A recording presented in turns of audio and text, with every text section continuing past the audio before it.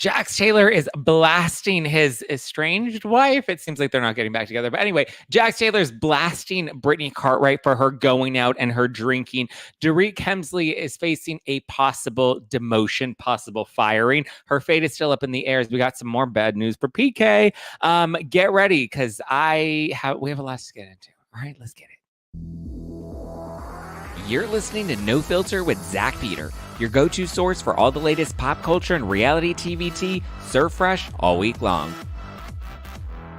Now, let's dive in. Can Mercury just stop retrograding already? I'm over it. I'm done with all of the tech issues. It's just been a nonstop. There's just one thing after another, after another, after another. My computer shut down today, and I've had to re-log into it crashed, and so overnight, and so this morning I had to re-log into everything, and I'm just can we please not?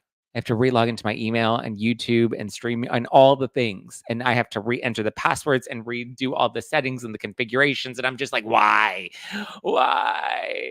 Oh, it's Thursday. It's almost Friday. We are trailblazing into the weekend. We do have a bonus members only that we will be doing. It'll stream live this evening or Thursday evening on YouTube, and then it'll be available for No Filter Plus members on Apple Podcasts on Friday morning. So get ready for that.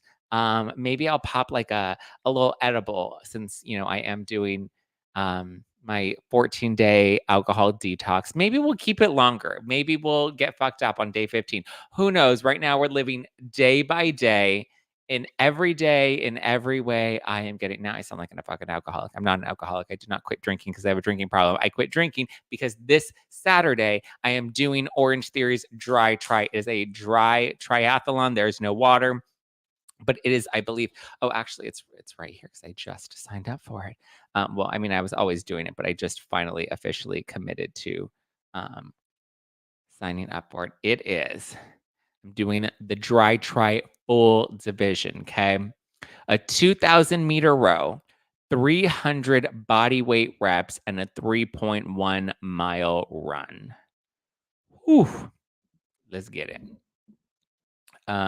We have a Strider. Striders get a 7.8 mile. Oh, but that's for people on the bike thingies. Oh, okay. Nope. I'm gonna run. I'm a runner. Yeah, I'm in the runner category. There's power walker, runner, jogger, strider, biker. I'm not a strider and I'm not a biker. I'm a runner. I'm gonna get it. Let's get it, girl. Get it, girl. So this weekend, you got to cheer me on, guys. This Saturday, I'm doing dry tri. You have to finish. We're gonna see how fast I'm competing with other people. To see how fast I can complete it. 300 body weight reps, 2,000 meters on the rower, and 3.1 miles on the tread. Let's go. So I've been trying to get in pristine shape so I can kick ass this Saturday. So send me good vibes, send me good juju. How long will that take you to do approximately? As long as it listen, the goal is to be one of the quickest to finish, right? So yeah. There we go. What's the goal for the weekend? Top 10. I mean, ideally top 10. Lately, every time we've done benchmarks at Orange Theory, I always come in the top 5. But I do know that there are 2 different Orange Theories here in downtown that are competing together. And I know the other Orange Theory, those bitches are tough. Those bitches are intense. They go hard. So I'm possibly going to be competing with them. We'll see. But I'm going to tear it up this weekend. I'm going to do my best, and we're going to running up that hill, 1 hour or 3 hours. Oh, definitely under 1 hour. I mean, I've killed, let's see. I mean, my benchmarks. Sorry, I know you guys don't care about some of you guys don't care about my Orange Theory, but while we're on the topic and I want to flex it, let's see. So it's 2,000 meters for the rower. And when I've done the rower challenges, I've done 2,000 meters in 6 minutes, 41 seconds. So under 7 minutes is when I've completed my 2,000 meter row. And then for the treadmill, I did my 1 mile benchmark in 5 minutes and 47 seconds. So under 6 minutes for my 1 mile, under 7 minutes for my 2,000 meter row. So I mean, if I'm able to complete just those two in both under 10 minutes, let's try to come in as close to like the 20-minute mark as possible. Could you imagine if I fucking kill that shit in under 20 minutes? That would be wild. That's my goal. Well, let's say 30 minutes. 30 minutes is a little more um possibly attainable. We'll see. I'm going to try my best. Wish me luck this Saturday morning. I'm going to get it. I'm going to get it. Okay. Let's see. Now that we've got a good crowd in the room, you have us all very curious, Krista. What's going on with Krista Marie? Hi, Krista Marie. Listening from the bushes. Ooh, late to the party. Hi, everyone. Hi, Michelle. Hi, Nessa. Hi, Ayoko. Hi, Jen. Hi, Mallory. Okay, let's dive into it. So let's start with, let's recap. Let's start with a little bit of tea, and then we'll get into the Jax and the Brittany and the Vanderpump of it all. I mean, I guess the meat, since we didn't do our regular Wednesday Vanderpump and Valley recap, I figured we would just do it on today's episode of the podcast. We normally do them Wednesday evenings on YouTube, but here it is for everyone. So the meat of Vanderpump Rules. So we had Lala's sperm party. We have everyone reacting to Rocky Bang Bang's podcast. We have Allie stirring the pot with Katie, and then we have Ariana's house that Sheena comes and cleans for her. And then Sheena releases APPLES. How you like them? Saw you on the internet. You a hot mess. APPLES, which I didn't realize was about. I didn't realize her Apple song was about Tom and Raquel. I didn't even realize it was about Raquel. I thought it was just like an FU song to like an ex, or like somebody that was in my life that I'm moving on from. That's really what I thought. It was like a revenge song, like I'm doing great, I'm killing it, and you're still a loser, right? But apparently it was about Tom and Raquel.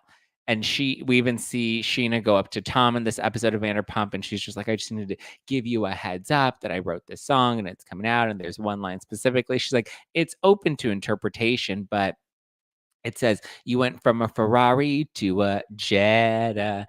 Thought that you knew better. And then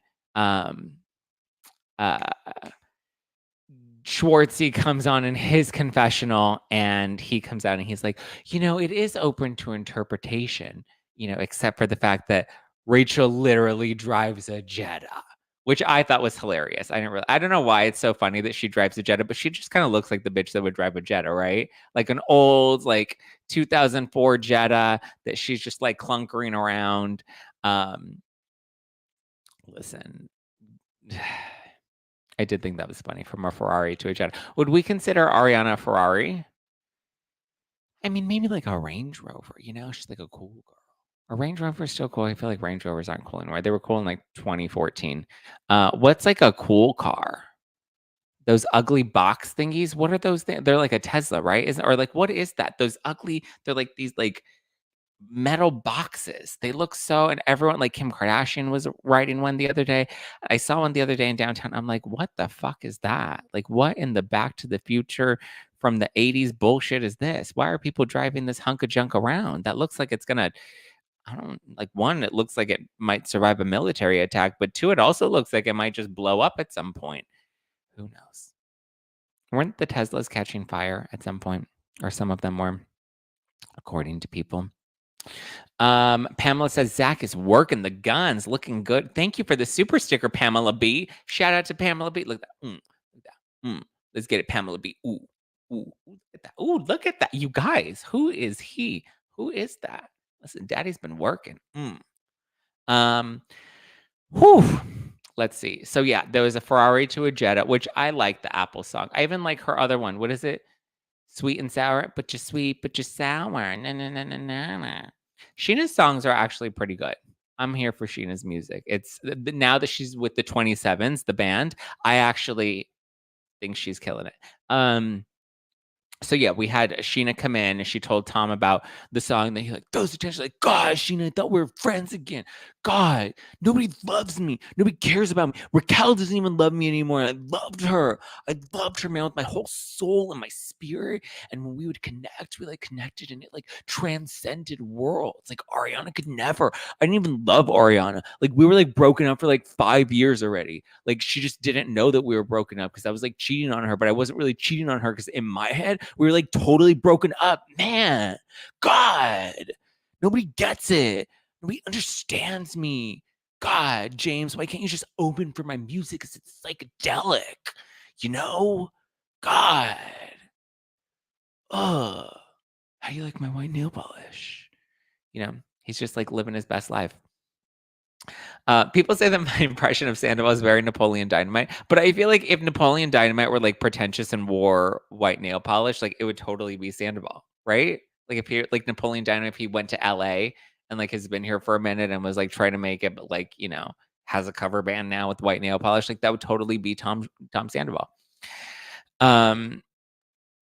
Oh, people like it's a Tesla truck. People like it, or the Porsche Cheyenne. Okay. The new Tesla is so ugly. Thank you, Michelle Bruno. Somebody agrees with me. Oh, somebody's asking why I haven't done Pump Rules recaps with Josh. So Josh has been out of town. He's been spending some time with his family in Louisiana. Don't worry. Everything's fine with Josh. I've still been doing the pump recaps. I just didn't do them this week because yesterday I was slammed back to back. And I figured instead of doing a solo recap of Vanderpump, I would just recap it today on the show. But I've had other people like Zachary Realities come in. My friend Jacques has come in to fill in for Josh. So, you know, while Josh is spending some quality family time, I've had other people fill in for him in the meantime. So, yeah, I mean, you guys, a lot of you were even saying like you wanted to mix in some fresh spices. So I listened to you and I mixed in some fresh spices. But yeah. But don't worry. Recaps. Next week, Wednesday will be another regular Wednesday Vanderpump recap. I can see Napoleon Dynamite too. Gosh, see, Pamela gets it. Pamela understands. Pamela knows what's up. Who did Zach slam back to back last night? I slammed some edibles. That's what I slammed last night. I took 2 gummies. Normally I take 1 gummy, but last night I was feeling a little frisky. And I was like, "Ooh, I'm gonna take 2 gummies because I'm all out of my shroom gummies." So from a Ferrari to a Jetta. Thought that you knew better. Elizabeth Gosling, thank you for loving. How many milligrams? Each gummy was 5 milligrams each. So I took 2 gummies. Yeah. Normally I'd only take 1 gummy and that was good. But then, I slept so good. But then I got the munchies and I ate all my Easter candy. Because normally I'm like, I don't want Easter candy. But then I had some Easter candy left over and I ate it because I had the munchies, which normally I don't get the munchies. So yeah, that's that. So we had Lala, we had Sheena, she cleans Ariana's house because it was a disaster. Who knew that their lives were that messy? And Sheena's like, I always knew them to be messy, but I didn't realize it was like this bad. And Ariana's like, what's the point of opening boxes? Because once I move in 5 years, then eventually I'll be able to just move the boxes straight into a moving truck and I don't really care. And I'm just like, oh my goodness, you know? I was just like, okay. This is not the vibe. Like, why? I would not go on national television with my house looking a damn mess like that. I would shove everything into a closet. I would scoot it under the bed if I had to. But the last thing I'm gonna do is have a messy apartment or a messy house on national television. No, thank you. Megan Sue 819 dropped a super sticker, and Megan said, or a super chat, and Megan says, the wearing of the knife and talking about cutting Maya in half was nuts. That's very strange. Yeah. Justice for Maya. I like a 2 gummy night. I like a 2 gummy night too, Elizabeth.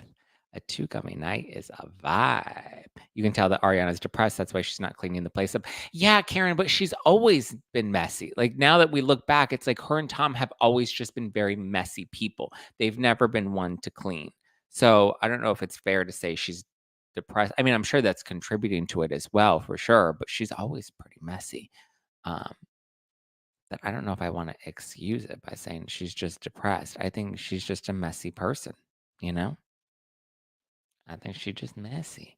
But I love that Sheena and Brock came over and they're like, we're gonna get your shit together. We're gonna get your life together. Let's clean this up. Let's move it and boob it. Okay, then we have Lala's sperm. Well, we have Allie stirring the pot with Katie by going up to Katie and saying that Lala thinks that she's miserable. And we see the flashback and we see that Lala did not use the word miserable, but she says that she can tell that her friend is unhappy and has been unhappy for a while. I don't know. When have we ever seen Katie happy?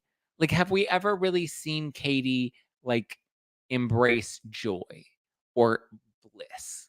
Like, have we ever experienced that with Katie Maloney? I just feel like she's always got this like undertone of like animosity, you know? Like she's always just like a little, angry, a little, she's got some she's a Debbie Downer. Yeah, I don't think we've ever really seen Katie in like a full on bliss. Like I'm trying to think of the last time I saw Katie just like happy. Um, I mean, she says that she's living life, but that haircut just sounds, the haircut just screams angry, you know? And so I understand where Lala's coming from. I don't think Katie is very happy in her life right now. I mean, I know Lala didn't say miserable. I would say miserable because Katie gives off a very miserable energy. What is she like in person, Zach? I've only interacted with Katie in person one time. Well, actually, I did see her at the GLAAD Awards a couple of weeks ago, but I didn't have any interaction from her. I saw her from like across the room. I was on one side, she was on the other side. I saw her and I was like, oh, I wonder if I'm going to cross paths with her. And then she ended up going somewhere else. But the only time that I've ever met Katie in person it was around this time actually. It was at Sheena's live taping of Shenanigans at the Bourbon Room in LA. Was it last August? And it was downstairs in the green room after the show. Everyone was there. I was chatting with Ariana. James was there with Allie. Heather McDonald was there. We were all just in the green room. Oh, Lala was there too. And I remember just like seeing Katie and like kind of saying hi to her, but like she was just like, and I was like, oh, okay. Which I wasn't surprised by it. I was like, oh, this is the energy I would expect Katie Maloney would meet me with. So yeah, but also I did do an interview with Sandoval a couple of years ago, pre-Scandoval, where he did kind of dog Katie. So she may not have loved that, or maybe she didn't remember me altogether. I don't know. But yeah, that's my only in-person interaction with Katie Maloney. But so then Katie and Lala kind of squashed the beef. I don't remember them being as close as they're trying to make it out to be. Everyone's like, they were so close. They were really close. Even Schwartz, when he was on the Vile Files, which was kind of fucking boring, to be honest with you. I tried to listen to it this morning. I'm like, Schwartz is giving us nothing. He's giving us absolutely nothing. 0, 0, 0. I'm only halfway through it, but it just, was kind of meh. But Lala and Katie seem to like squash their beef by the end of it because they like talk through their issues. And Katie's like, I do check on you, Lala. And I guess Katie feels like Lala doesn't really check on her. So she's kind of pulling away from her. I don't know. But I also get Lala's point of being like, I get it. I have a kid. That's why I think Lala and Sheena are bonding a lot more because the place that they're in their lives is very different. I think that's why Ariana and Katie are bonding a lot more. One, because Katie likes being able to be on anything that's the side of, anti-Tom Sandoval and anti-Jax. That just is Katie's position. Anytime she can, be on the contrasting side of them, she's going to align with that. And so the fact that Tom did Ariana wrong, she's going to feel very validated in that. And then we had Lala's sperm party, which was cute. She found herself a baby daddy. Good for her. I mean, it was kind of strange. I don't know if I would be comfortable with somebody picking my baby daddy, but she did it. She found the one. She was very emotional about it. I know that this is like a very special journey for her. So, good for her. And then we had Rachel's podcast with Bethany that everybody was reacting to, which was also strange because then I saw Rachel go on, what was it, Instagram? And Rachel was posting all this like weird shit. Is it still there or did her PR make her take it down? Rachel Leviss. Oh, it's all still there. It's so strange. Well, I guess it really was her. She didn't get hacked because she's like posting Instagram stories of herself doing yoga. And she's like, look at me, I'm doing yoga. My hand is a dolphin. But But so she posts clips from Vanderpump Rules and intermixes clips from her interview with Bethany. And I didn't really get the point of it because some of the clips that she posted, I felt like just made her look bad and made her look dumb and contradictory. So I didn't understand the point of it, I guess, so that she could be like, this is what they said about me, but this is what I actually said on Bethany's podcast. So like to show what she really said. But like we heard what she said. She said multiple things on the show that contrasted, what she was saying in Bethany's podcast. So I don't know. Girl's lost, and I think she's just trying to have a moment. And you know what? Good for you, girl. Have your moment. People are listening. I'm not, but I hear other people are. So there you go. Is James' girlfriend the new pot stir? I don't think she was intentionally trying to be the pot stir. I mean, well, I don't know. I didn't understand what her intention was in stirring up that little drama. But yeah, I don't think that Rachel's podcast was all that. I mean, everyone kind of reacted to it, but they didn't give it too much time. I like that Lisa was like, okay, we got to move on from this. Like, what does she really have to say that anybody cares about? She's like, let's move on from this. Sandoval, you need to move on from. He was really hurt. And listen, not to be on the side of Tom Sandoval, because obviously I've dragged him plenty on this show, but I do genuinely believe that he thought that they were in love. I think he really believed not only that they were in love, but that she was going to come out of her treatment facility. And like he said it on the show, I always believed that he thought it was going to be them against the world. I think he thought Raquel was going to come out and the two of them would be able to face this all together. But I do think she's also a very impressionable girl. And I think she goes with wherever the wind takes her. And I think her parents and whoever her parents hired to represent her legally and the team that she has representing her, I think all of them guided her in this new direction that she's gone in, which I just don't think is the best direction for her. Not for her mental health and not for her career. I'm very confused by the choices she's made since leaving that treatment facility, the lawsuit, the podcast. And everyone's like, well, she deserves to tell her story. Oh, well, then she should have fucking gone back on Vanderpump Rules and at least collected a pretty paycheck for it and kept herself relevant because she's clearly still interested in being in the media. She's clearly still interested in being, she wants to be famous. Her podcast ain't it though. She's like, oh my God, Vanderpump Rules is so toxic, but let me talk about it every week on my low budget podcast. Every time I try to give the girl the benefit of the doubt, I'm always like, why did I do that? So she's not getting the best. I think she should have come back to the show. I think, I mean, she could have either turned on Sandoval or they could have could you imagine if she would have come back and they would have fully leaned into their relationship? That would have been wild.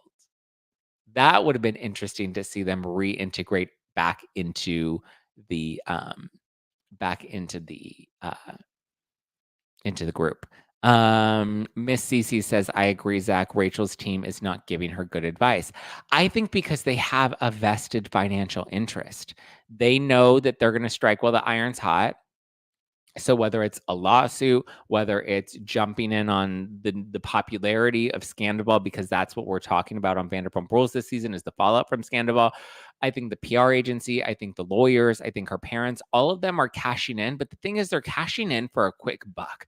They're using Rachel for the moment rather than helping her build something for herself or build a career for herself that's going to have sustainability and longevity. I don't know if she can come back from this. She would have to play her cards right moving forward. But if her parents' priority was her mental health, then they should have taken her off the show immediately and had her get a little teacher job, kindergarten teacher job like she wanted to do, or whatever it was that she wanted to do originally, and just have her live a low-key, chill, simple life back in Arizona and let that be. Right?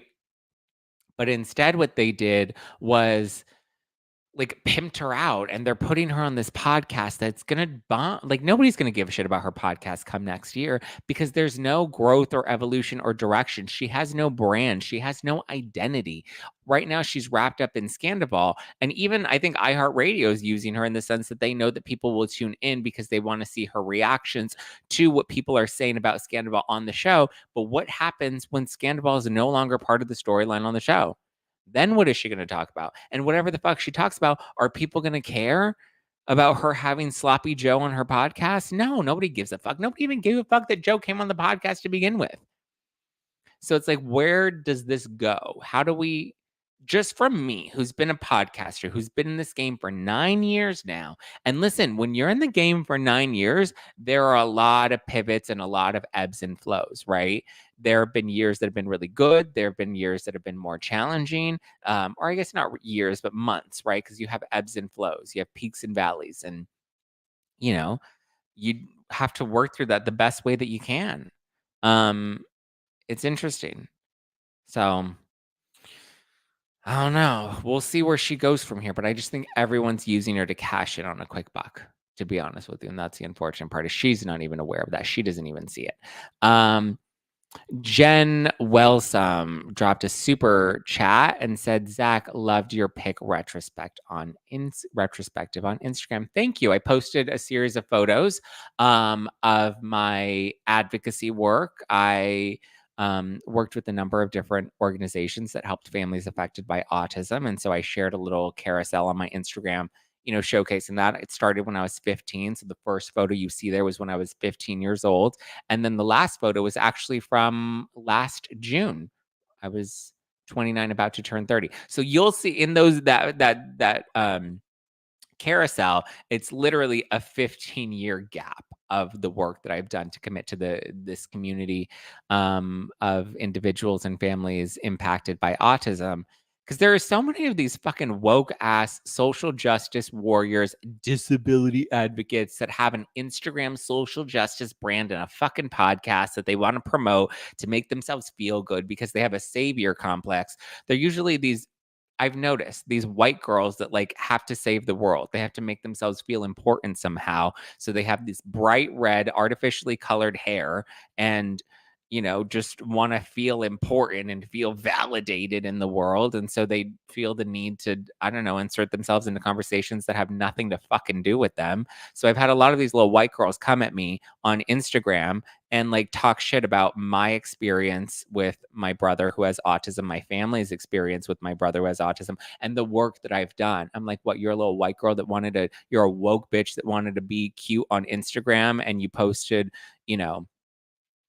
a meme that made you feel like you were saving the world. Cute for you. Here's a carousel of the last 15 years of work that I've actually fucking done to help people. What have you done? Because I remember, listen, and for a lot of those years, I wasn't making any money off of that. That wasn't my intention. My intention was to help people. Even when I was making money working for a nonprofit organization, I wasn't making a bank salary. I was making, whatever I could whatever they would offer me, I would take it. I never asked for more money. Not until the very end when I became the executive director. And then I was like, okay, if I'm running this company, then, I'm going to need a little bit of a boost in my, in my salary. But listen, I just, it's just interesting. But thank you for seeing that. Thank you for acknowledging that. My point in posting that wasn't to flex on the work that I have done. I mean, partially, yes, but also a lot of those families that I'd, worked with over the past 15 years have now reached back out and have connected and, really been grateful that I've been speaking out a lot more lately because I kind of did step away from it for a minute.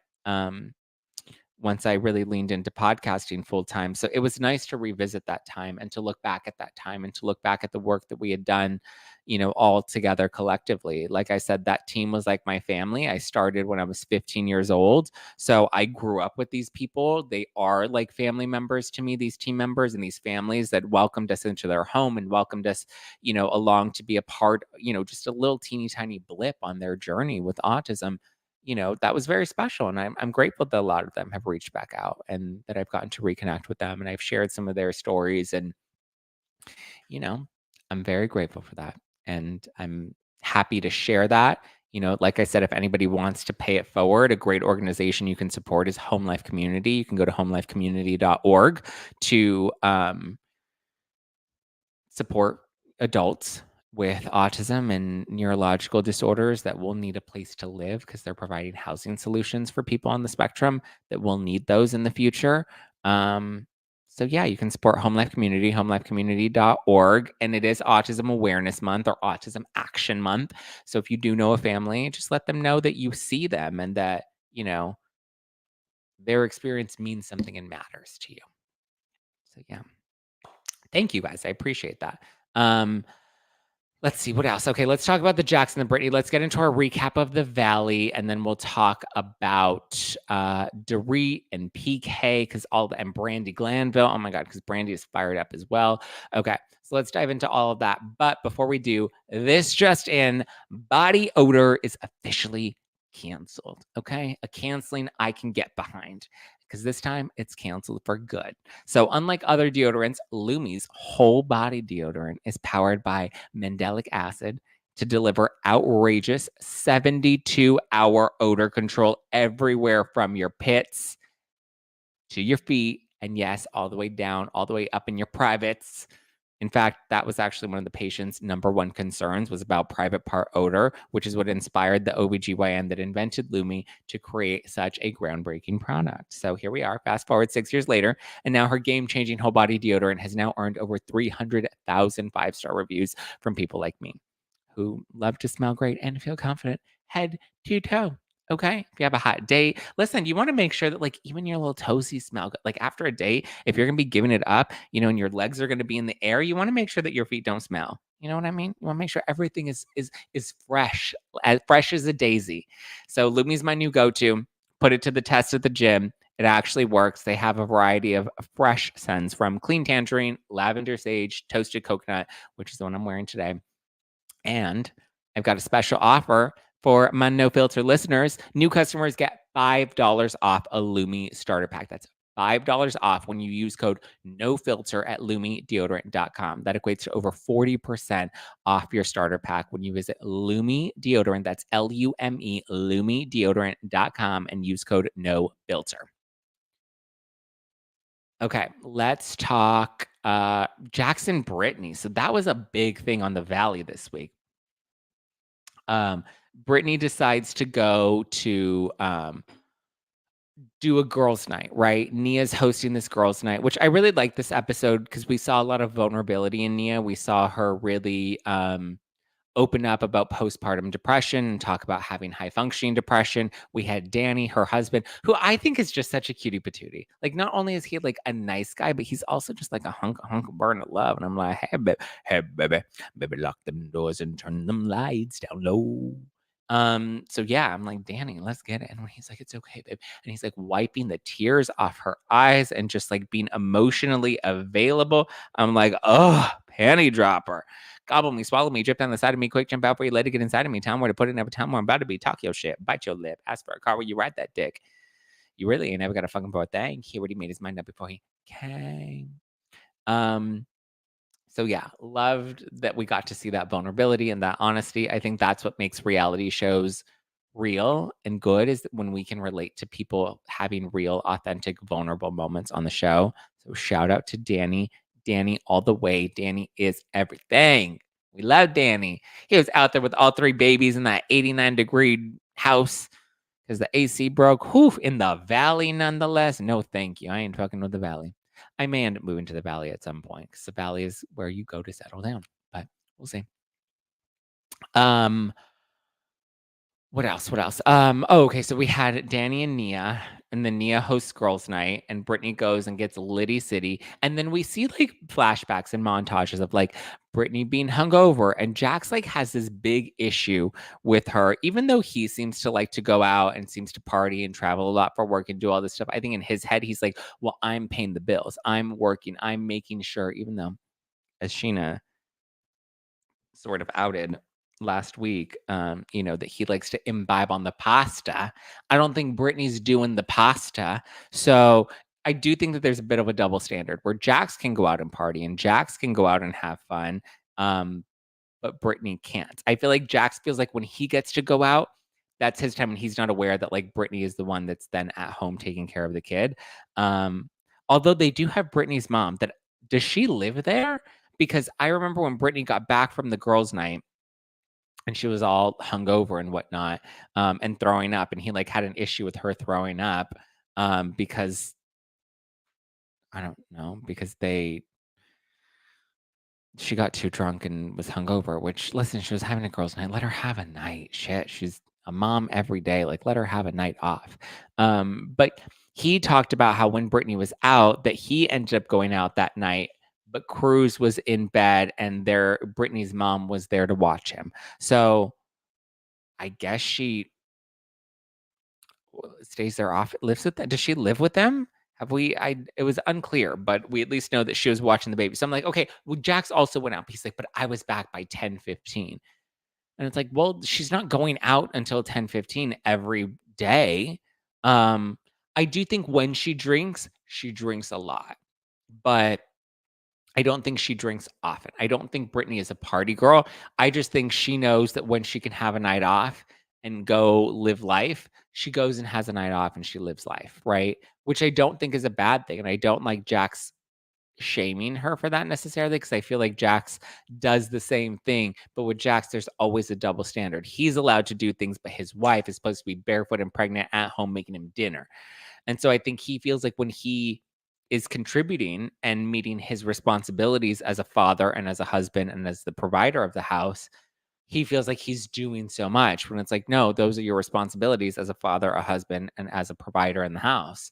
Those are your everyday responsibilities. That's not you going above and beyond to do anything extra or anything special. That's you doing your job the same way Brittany does her job, by taking care of her son and being a wife, you know?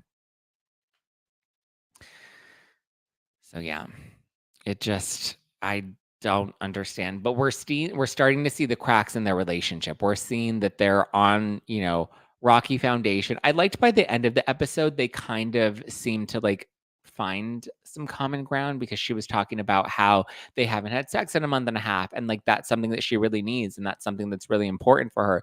And he doesn't make her feel sexy. I don't know if he's into her anymore.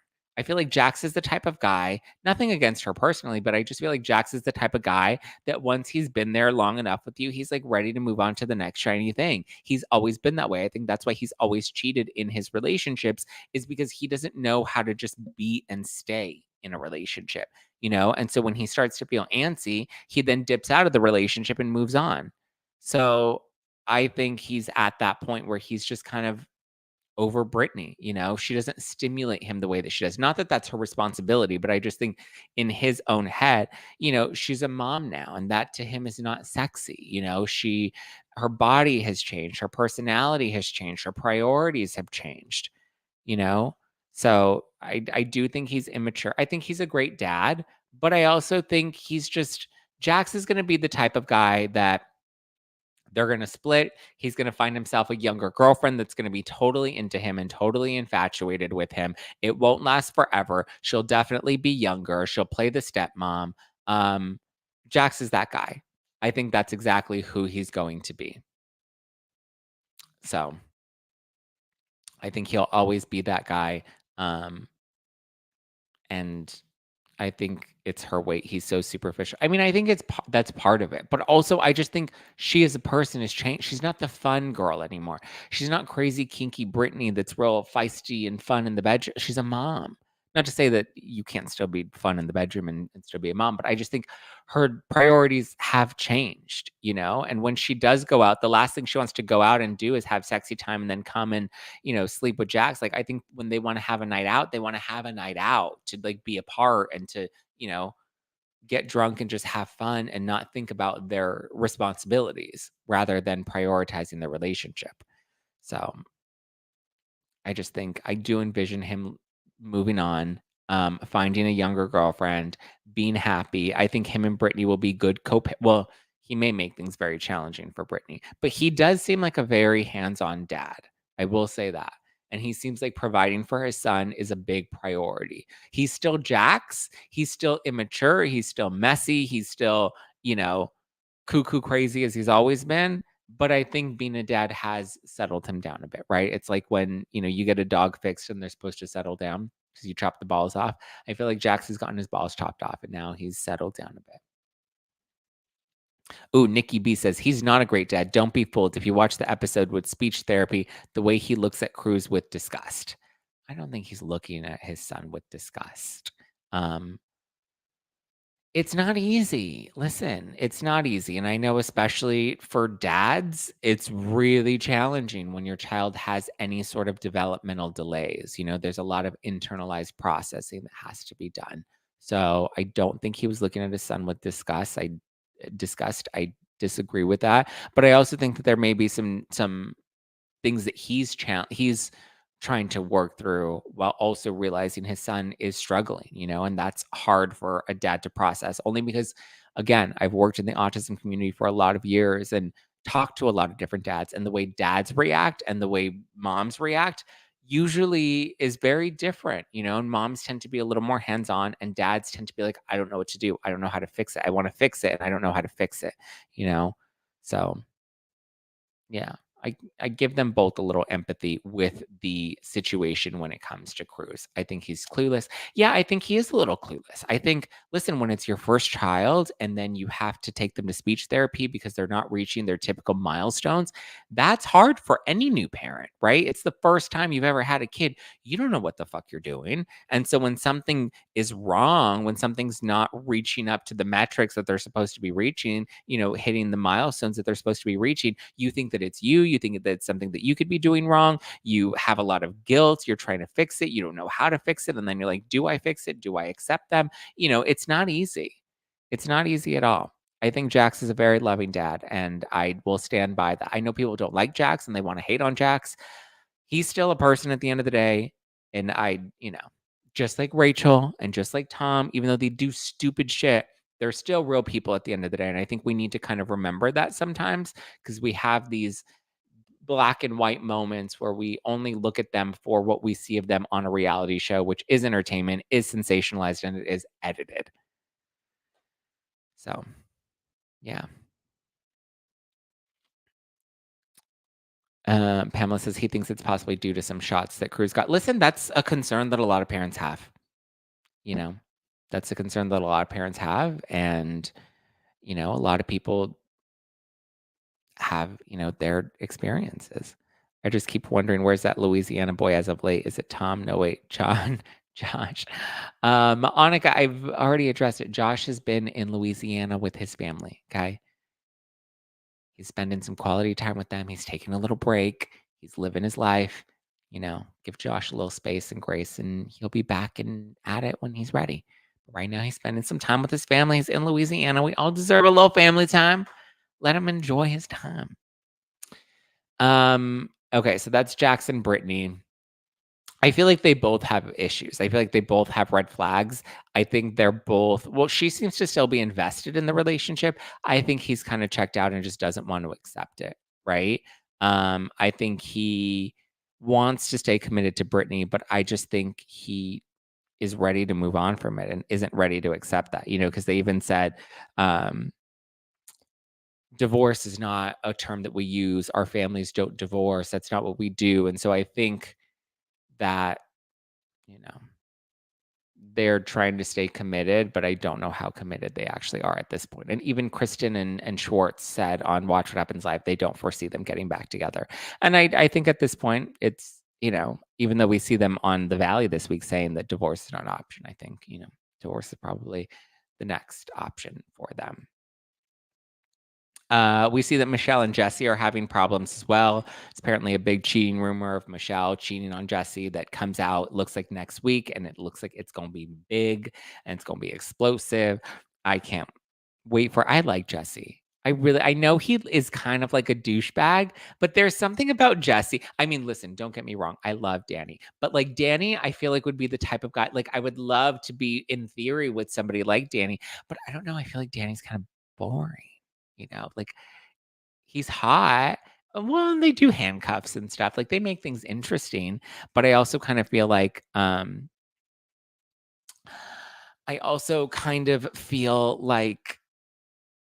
Jesse's just got some. I mean, I don't know. There's something about Jesse that I'm just very much feeling. And the way he's, like, so committed to Michelle, and he wants to make it work with Michelle, also very endearing, but you can tell she's totally checked out, and I think it's because we now find out that she was having an affair and she was cheating on Jesse with this other guy or possibly other men. But it seems like she's been emotionally checked out of this relationship for a while. So I'm not surprised that she's possibly potentially cheating on him. Seems like Luke is the one that kind of outs it next week, but Jesse is so hot. I think Jesse is so hot, and I'm very much here for it. I'm here for all of the Jesse. Listen, Jesse, if you ever want to switch teams and you want someone that's going to be with you, let's get it. Reality TV with Kristen Marie asks, I have a serious question, Zach. You cannot comment if you don't want to, but do you agree with Jax that the shots may have caused regression? Listen, that's a very complicated question. And I know people like to think that it's a very simple answer, but the reality is that it's not. Do I agree with Jax? I don't think that Jax is completely off base. I will say that. I know that that's not a popular opinion, but I think that unpopular opinion comes from people that maybe haven't, lived through things that a lot of other families have lived through and experienced. I think that it's a lot more complicated than that, though. And I think that there are many layers to it, but we like to look at it as a very black and white issue.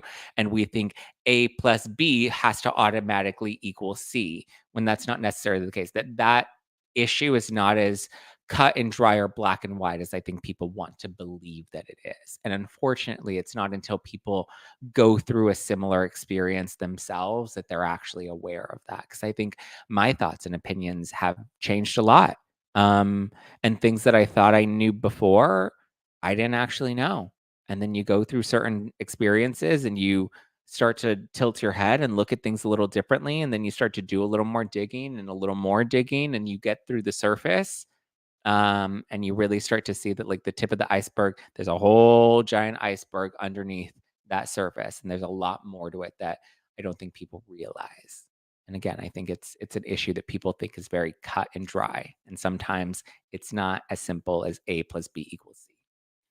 So that's my thoughts. I think I send love to Jax and Brittany. I've reached out to them. I've reached out to them individually. I reached out via their manager. I was like, listen, I have connections. I worked in this world. If they need any support, I just want you to know, here's my number. They can reach out to me at any time. Because whether or not I like them on the show, I understand some of what they're going through, not just through my own experience with my brother, but through the number of families that I've talked to and the number of families that I've had the honor of getting to work with, and, being welcomed as to just a teeny tiny little piece of their journeys and listening to their experiences too, right? I've listened to, their experiences from, early stage of development to diagnosis to where they were along their journey, and now catching up with some of them years later. So I understand it a lot more than I think people realize. So yeah, that's my answer to that question. But yes, I see a lot of people commenting on how hot Jesse is. How old was your brother when you thought something was different? So my brother was about, he was developing very normally, reaching all of his milestones, starting to react and laugh. I remember playing with him. God, I haven't talked about this stuff in a really long time. But I remember, I wrote a book about it. It's called A Shot of Hope. A Shot of Hope by Zack Peter. It came out in 2014. Wow. Came out almost 10 years ago. 10 years ago this October, A Shot of Hope came out. So wait, where was I? He was reaching his, regular developmental milestones. Then I think it was like around, he was over a year. He may have been approaching the 2-year mark. And then there was just kind of like a switch in him and a regression. And then he stopped reacting, stopped responding, stopped speaking, and then just fully, essentially became mute, and he kind of just sat there. He wouldn't really react. He wasn't, trying to mutter words anymore. He was around 2 years old. My God, this was 20 years ago. I'm trying to really just go based off of memory, but that was, a lot of those milestones. That's why I see what Jax and Brittany are going through. I remember when my family was going through it. I was really young at the time, but I was, pretty aware of what was going on, or at least trying to understand it to the best that I could. at such a young age. And then he was officially diagnosed at 3 because they wanted to make sure that, I believe 3 years old is around the age that they like to diagnose and make sure it's not too premature. Michelle says, thank you for that answer, Zach. People are quick to shout out misinformation like it is a fact. The only fact is we don't have any concrete evidence to say with certainty one way or the other. Actually, Michelle, I really like this comment because this is actually true and it's a big misconception. You're right. I think people are quick to shout out misinformation without actually, even yesterday, I posted a photo with a lot of my charity work, and obviously, somebody that I've known for many years, many many years. I think I met her when I was like 17. Is Jenny McCarthy, and immediately there was this like bright red-headed bitch in the comments, and she was just like, "Ugh, how is your charity work any good when you associate with someone like Jenny McCarthy, who's anti-shot?" Um, and I was just like, "Listen, I've known this woman for well over a decade, and I can tell you that's not her position. And she, is a mother. She was a concerned mother. She raised some concerns, but that doesn't make her anti anything. And I think, we look at this issue so black and white. And I only know this because I've known Jenny personally for so many years and I understand her stance and I've seen her try to clarify that in the media. But again, when it comes to certain issues, people like to look at it as just black and white. And just take the Google talking points or the Google, headline points that they want to take and be like, it's clear, cut and dry. The science is there. The science says this. It's like, well, science is not math. 2 plus 2 does not always equal 4, as in math. Math is always the same. Science is always evolving. Science is always, science is, it's experiment, right? We live, we learn, we test, it's hypotheses and then challenging and testing that. And we're always supposed to question the science. We're always supposed to challenge the science because science is never settled. If we believed the science was settled, we would think the earth is flat. We would think that there is no moon that we could get to. We would think that there are no, there's no other planets in our orbit, you know? It's always evolving, and we should never look at it as fact or concrete because we should always be challenging it because that's the whole premise behind science is its hypothesis, and we're supposed to poke at it so that we challenge it so that we continue to learn from it, right? And so I agree with your comment, Michelle, about how I think people are quick to be like, this is what it is, one way or the other, right? I think there are people on both sides of that argument that are very firm and concrete in their stance that I think, again, there are many layers to it. It's not a conversation for here and now, but it is a topic that I have researched very much and talked to many experts about for many years. And so I think I have a pretty well rounded view on that topic. Again, this isn't the time or place to have that conversation here, but there is a lot more to it than I think people would like to believe that there is. So thank you for at least listening and having an open mind. Megan says, what parents don't know is if you're worried, you can split up shots and ask your doctor. That's another great point. Actually, a point that, Jenny tried to raise is that if you do have concerns, talk to your doctor, have an open dialogue, look at both sides, look at all the pros, look at all the cons, and find a schedule or a system that's going to work for you. That makes you feel comfortable. This is your baby. This is your child. You should make a fully informed decision when it comes to your health with any sort of situation related to your health, your body, the choices that you want to make for your body, your child's body, like all of that. Make sure you're making a fully informed decision. And that has always been my position. I know that that's always been Jenny's position. Is make the decision that you feel in your heart and in your gut is right for you. Nobody's should tell you one way or the other. Have a conversation. And, I think it's something that we're all starting to talk about a lot more. Oh my God, I'm getting so many super stickers. And then Jen says to all our special needs caregivers. Yes, thank you, Jen. Another super chat from Jen Johnson. I appreciate you guys. Love you guys. Okay.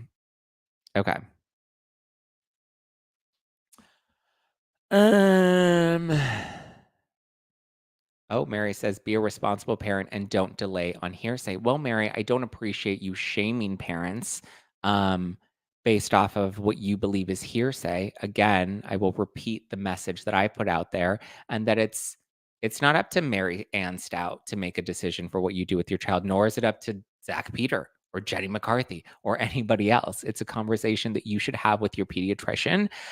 Make sure you feel comfortable. Make sure that your pediatrician is somebody that you can trust. I know a lot of people, have switched pediatricians because they felt like their concerns weren't really being heard or met. I think find a doctor that works for you, that you feel comfortable with, that you know that you can trust, and make a decision based off of what you feel is right for you and your family. You should never be shamed into anything one way or the other. So I actually respectfully very much disagree with your position, Marianne Stout.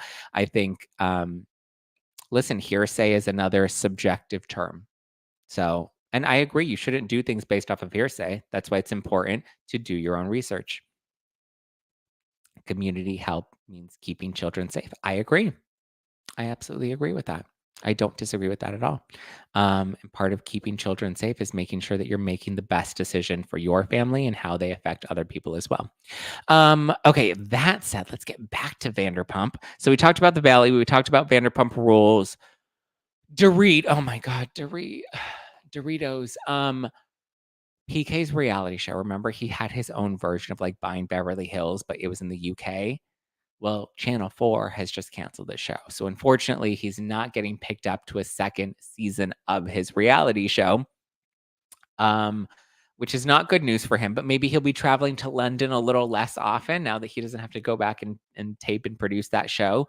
But Dorit Kemsley, also not really, on the best footing herself, because unfortunately, it doesn't seem it's being reported that she doesn't have a contract yet. I don't have personal inside knowledge of this. I know that contracts have started to go out.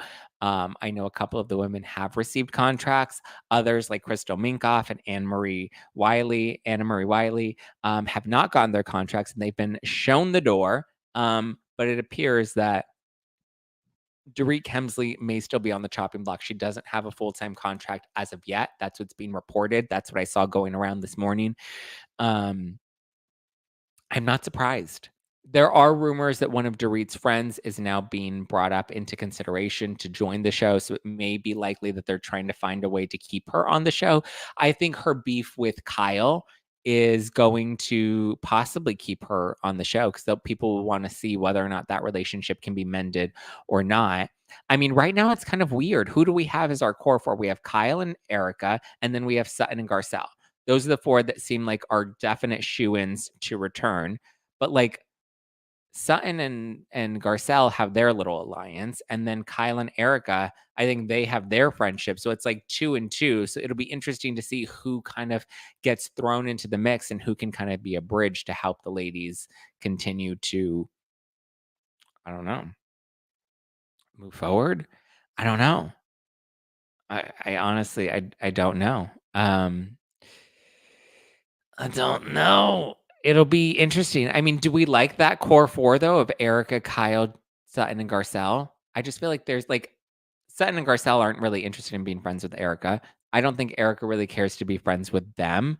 When it comes to Kyle, I feel like Kyle's, not really on the best terms with Sutton and Garcelle. I don't think Kyle and Garcelle have ever really been close. I mean, Garcelle and Sutton have lost Crystal as an ally. It's just interesting. Like that's 4 ladies, but two of them are completely on opposite ends that I don't know how they mend that or move forward. But it's unclear what's going to happen with Dorit. She's facing a possible demotion, is what I'm hearing. They may give her like a friend of contract and then see if she can bring enough drama to up it to get a full-time diamond. I don't know. I really don't know. It's interessante. Do you want to see Dorit back? That's the question of the day. Do we want Dorit back in the mix? Would you be sad if Dorit left the show? And then the last 2 things I wanted to touch on, Brandi Glanville tweeted, she says that she feels vindicated, but she's kind of upset because, let's see, I'll read you her actual tweet. She said, "So I've been vindicated by Bravo and nobody cares. I guess it's much more exciting when I'm being accused of sexual assault and being called a rapist. What is wrong with fucking people? Well, the what is wrong with fucking people is you want to make sure that when you're fucking them, they give you consent, Brandi. I guess ruining lives is more exciting than vindicating a person. Seriously. Obviously that was a joke. It was the wording that she used about what is wrong with fucking people. It was it was, you know, it was a play on words.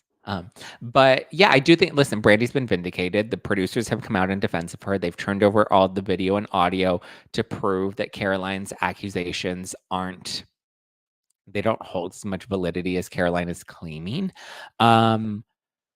So yeah, but I agree with Brandi. Listen, the reason people aren't really talking about it is because it's a lot more juicy when it's a salacious story. I will say I've covered this extensively. I've continued to cover it since the story first broke back in, what was it, early 2023.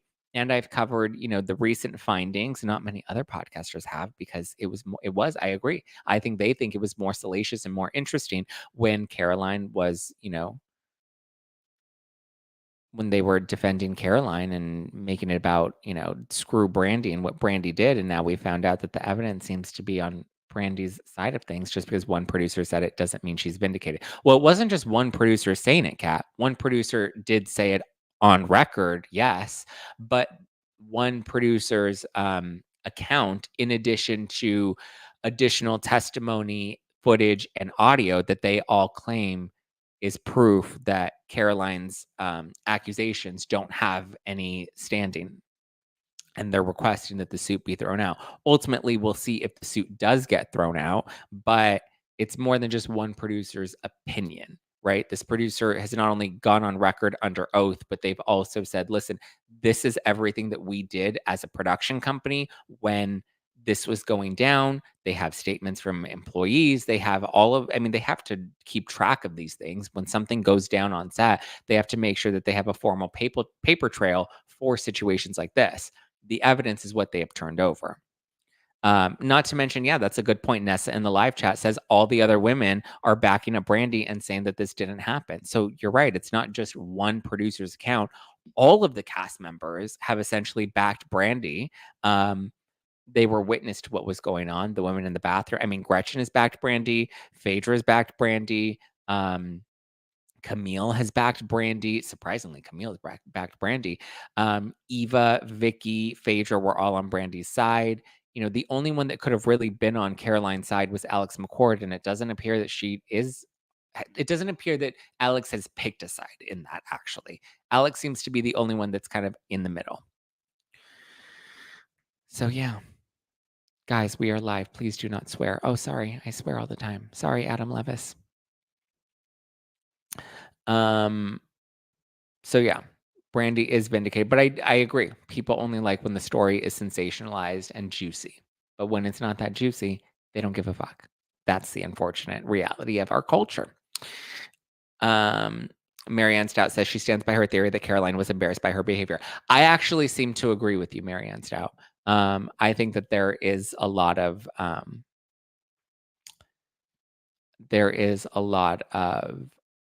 validity to that. I think that there was clearly a reason. I think one, she was embarrassed, yes, but I think that there's a reason she doesn't want that footage out there. I don't know exactly what that reason is, but I wish they would show it to us. Well, Kat, they might. Here's the thing. They asked for the footage and the audio to be temporarily blocked from having the public gain access to it in the court filings. So it's possible that they're just hoping that this lawsuit can get dismissed so that they can then air it.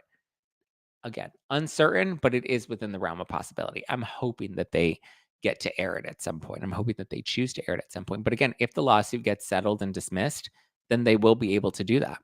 And again, just put up a title screen saying Caroline Manzo refused to provide any interviews or comment on I'd sit down for any confessionals, and just make that a disclaimer. I don't think Brandi's done any confessionals either. She may now. Who knows? Zach, have you had the opportunity to see the Watermark Jersey premiere? No, I have not. Normally I do get screeners, but I also haven't really been paying attention. But no, I have not watched the premiere of Jersey. I may have it. I'm not sure, but I haven't watched it yet. No. Yeah, I agree, Stacey. If they do air Ultimate Girls Trip Morocco, it will be the highest rated watch. Yeah, people will watch it because now we're heavily invested and heavily interested. Okay, that's PK, Dorit, Brandi. Oh, Katie Maloney and Dana. They have a podcast together. They were reacting to Rachel because Rachel went on her podcast the other day where she said, "Oh, we were at the iHeartRadio Awards with Katie and Dana, and they were voted worst dressed. I was voted best dressed, and then I told Joe to post it on her Instagram, and so Joe posted the article on her Instagram. And now I just want to say that I apologize to Katie and Dana because that was so wrong, and I'm taking accountability, and I want to prove to everybody that I'm better now and I'm a good person now." And Dana and Katie, I think they read the apologies that Rachel sent them, and they're like, it was really weird. It was very robotic. Also, we didn't really care that Sloppy Joe posted about it on her Instagram stories and she was being a little shady. They're like, we didn't care. Like, we don't really give Joe that much attention. They're like, but this was literally a whole situation that Rachel created herself, probably for drama and to stay relevant. Like, she created the situation by telling Joe to post it. And then she went on her podcast and talked about telling Joe to post it, outing herself, and then apologized in order to make herself feel better about something nobody even knew about, So it was just interesting. I was kind of at first I was kind of like, all right, well, good for Rachel. But then I was kind of on the same side of Katie and Dana being like, well, that's just, yeah, now it is kind of dumb because she did out herself without needing to out herself. And also they're making it seem like she manipulated Joe into posting. Like, Joe has full autonomy over her life. Joe posted that on her own accord. She could have chose not to, but Joe chose to post that on her own. So it's really not as big. They're like, Rachel literally made this a much bigger deal than it needed to be because she needed something to talk about. She needed to feel important and also, do this virtue signaling of showing that she's a good person now and she's apologized and she's a better person and she's, not trying to be that person that she used to be anymore and blah, blah, blah, blah, blah. So I was like, yeah, Dana and Katie, I think I'm siding with you guys on this one. How about Ariana apologize? How about apologizing to Ariana instead of rubbing salt in the wound by sooner? Ooh, that's a good point, Pamela. That's a good point. Ariana is the one that deserves an apology more. And I think that's what Katie said, no? Or Dana. She's like, how about you apologize for what you did? Oh, because Katie was like, I never got an apology for the way that she used Schwartz, to hide her affair with Sandoval. She's like, that hurt me. And she was doing that deliberately and right in front of my face and has never really given me an apology for that. But yeah, she's over here apologizing for some stupid Instagram story that I didn't really give a fuck about. So yeah, I get it. Period. All right, I think that's all I have for you guys. Wow, we went a little long today. Well, we talked about a lot. We covered a lot. I thought today was going to be a short episode, and here we are over an hour. But thank you guys for tuning in to No Filter with Zack. Peter, that's me. You can tune in every Monday, Tuesday, Wednesday, and Thursday. Here, streaming live first thing in the morning on YouTube, or you can always catch the audio available on all podcast platforms. Spotify, Apple, iHeart, wherever you get your podcasts, you can catch No Filter with Zack Peter. Wherever you are listening to it, please be sure to leave me a nice 5-star review, or a 5-star rating, but also a review. I love those reviews. I love reading them. Ooh, let's give a couple of review shout outs. But also, if you want to keep up with me, you can give me a follow at Just Plain Zack all over the internet. Follow No Filter with Zack on Instagram if you want to keep up with the podcast. And book me on Cameo. I keep telling you guys, book me on Cameo because I'm available. Okay. RSJMN3 says, Zack, you are the bomb. Love your podcast. And then we have Zad1012. The singing, though. I truly enjoy Zack's podcast. He's fun, honest, and entertaining. I can't ever stand when he's singing a song. If it were one bar, that would be fine. But he goes on and on, especially Cardi B. It drives me crazy and I have to fast forward all the time. I'm sorry, guys. I am who I am. I am who I am. And hopefully that's what keeps you coming back for more. I can't promise to be anything other than me. What do you want me to water myself down and be mediocre? There are plenty of other people on the internet that are mediocre and boring. So go tune into them. But I love you guys. I appreciate the support. Have a good rest of your week. Have a good weekend. If I don't talk to you before then, ciao for now. Bye.